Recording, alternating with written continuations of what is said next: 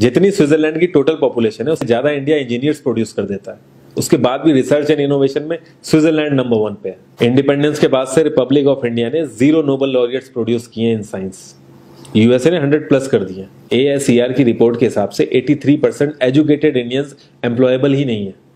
और ये जो सुंदर पिचाई सत्या नदेला की हम बात करते हैं, इन्होंने भी आगे चल के अपनी एजुकेशन बाहर से ही करी है। और ये सारी चीजें जो मैं बोल रहा हूँ ना, इसका रूट कॉज फाइंड आउट करने के लिए हमें थोड़ा सा पीछे जाना पड़ेगा। जब ब्रिटिशर्स हम पे रूल कर रहे थे तो ईस्ट इंडिया कंपनी के सामने 2 मेजर चैलेंजेस थे। एक कम्युनिकेशन विद इंडियन, दूसरा वर्कर्स और क्लर्क्स की बहुत जरूरत थी उन्हें। फिर थॉमस बेविंगटन मैकॉय ने हमें इंग्लिश एजुकेशन एक्ट ऑफ 1835 दिया, जिससे उनके दोनों पर्पस पूरे हुए। पहला, उनको बंदे चाहिए थे जो चुपचाप डेस्क पे बैठे अपना काम करें, क्वेश्चंस ना करें और ज्यादा क्रिएटिव ना हो। Second, communication in English.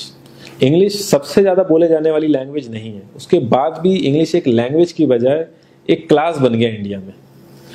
Russia, China, France, ये सब जगह इतना ऑब्सेशन नहीं है इंग्लिश को लेके जितना इंडिया में है। पुअर कम्युनिकेशन बोला जाता है अगर आपकी इंग्लिश अच्छी नहीं है, जबकि इंग्लिश ना आने का मतलब है कि आपको कोई और लैंग्वेज आती है। 5 साल पुराना iOS भी आज की डेट में आउटडेटेड माना जाता है। लेकिन इतनी इंपॉर्टेंट चीज हमारा एजुकेशन सिस्टम आज भी बस थोड़े से चेंजेस के साथ ऐसे ही चल रहा है। हमारे एजुकेशन सिस्टम में रटने का कंपटीशन होता है, जो ज्यादा रट लेता है उसके ज्यादा मार्क्स आते हैं। अब 95% जिसके संस्कृत में आए हैं वो भी संस्कृत नहीं बोल पा रहा है। और बेसिक हिस्ट्री होने की बजाय इतनी मोटी मोटी किताबें हैं हिस्ट्री की जिसका कोई मतलब नहीं है। अगर आज की डेट में आपको कुछ भी पता करना, आप गूगल से पता कर लोगे, उसके लिए आपको याद करने की जरूरत नहीं है इतना कुछ। और ये गवर्नमेंट स्कूल में हर क्लास में इंग्लिश का सब्जेक्ट है।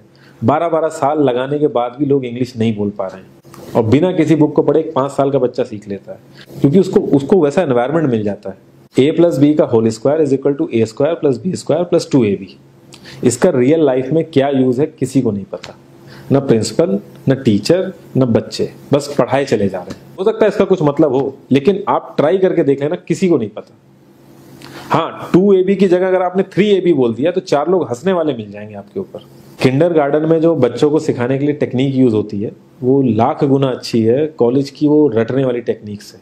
और जिन बच्चों के बहुत ज्यादा नंबर आते हैं ना, जो वो छुपा छुपा के एग्जाम में लिखते हैं, आप देखोगे जब वो रियल लाइफ में जाते हैं ना तो ज्यादातर क्रम्बल करते हैं। हर किसी को सेम सिलेबस और सेम चीज सिखाई जाती है बिना उसकी कैपेबिलिटी देखे। और क्रिएटिविटी का तो दूर दूर तक मतलब नहीं होता। अब एक लाइन से आप शेर, मछली, सांप, हाथी सबको लाइन से खड़ा कर दो और उनसे कहो पेड़ पे चढ़ो, उनको तो जिंदगी भर यही लगेगा ना कि वो तो किसी काबिल ही नहीं है। और द्रोणाचार्य ने भी पांडवों को उनकी स्किल सेट के हिसाब से उनको चीजें सिखाई, सबको एक ही चीज नहीं सिखा दी। और हमारे एजुकेशन सिस्टम में ज्यादा ऑप्शंस भी नहीं है। सबसे ऊपर साइंस, फिर कॉमर्स, और सबसे नीचे जाके कहीं नंबर आता है आर्ट्स का। आर्ट्स लेने वाले को तो लोग इतना हल्के में लेते हैं जैसे वो किसी काम का ही नहीं है। हर माँ बाप को तो इंजीनियर या डॉक्टर ही बनाना है। कॉलेज वाले अगर एक्स्ट्रा कोर्स रख भी देते हैं तो माँ बाप एंट्री नहीं कराएंगे, तो वो सारा पैसा बर्बाद होगा कॉलेज का। तो ऑप्शंस कहाँ से आएंगे? और बचपन से ही आपकी ट्रेनिंग स्टार्ट हो जाती है। माँ बाप, भाई बहन, रिलेटिव सब ये समझाते हैं अगर आपके मार्क्स नहीं आए और जॉब नहीं लगी तो आपकी जिंदगी बेकार। और लाइफ की क्रिएटिविटी को आप रखते हो साइड में, और ये अच्छे मार्क्स और अच्छी जॉब पाना आपका सपना बन जाता है। अब ये सपना पूरा हो जाता है तो बहुत बढ़िया है, दूसरे को जेलस फील कराओगे, नीचा फील कराओगे। और इस छोटी सी उम्र में अगर सपना टूट जाता है तो सेल्फ डाउट में आ जाओगे। इतना बाहर वाले आपको नीचा नहीं समझेंगे जितना आप खुद की नजरों में गिर जाओगे। आप किसी भी 4-5 सक्सेसफुल आदमियों के बारे में सोच के देखिए जिन्हें आप बहुत सक्सेसफुल मानते हो या जिनकी तरह लाइफ आप जीना चाहते हो। मैं ये कह सकता हूं कि वो इस एजुकेशन सिस्टम की वजह से तो सक्सेसफुल नहीं होंगे, चाहे वो जो भी हो। धीरू भाई अंबानी, विराट कोहली, आमिर खान, नरेंद्र मोदी, ये सब हमारे इस करंट एजुकेशन सिस्टम के ट्रैप में नहीं फंसे। इन्होंने खुद सीखा, खुद एजुकेट हुए और खुद आगे बढ़े। किसी कंपनी के सीईओ को अगर ये कहा जाए कि आप अपनी कंपनी के सारे डिपार्टमेंट में इंटरव्यू दीजिए, तो कोई गारंटी नहीं है कि वो सारे डिपार्टमेंट के इंटरव्यू निकाल लेगा।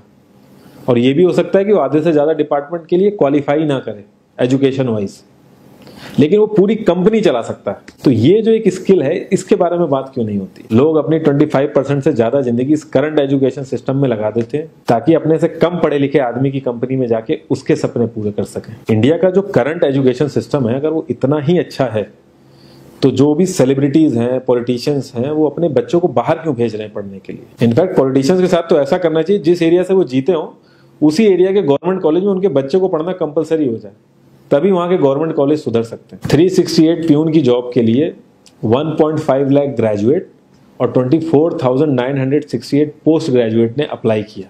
मैं IAS PCS की तो बात नहीं करता हूँ, वो तो एक पैशन की बात होती है, लेकिन कुछ लोग 5-5, 6-6 साल से तैयारी कर रहे हैं कि कोई भी गवर्नमेंट जॉब मिल जाए उन्हें।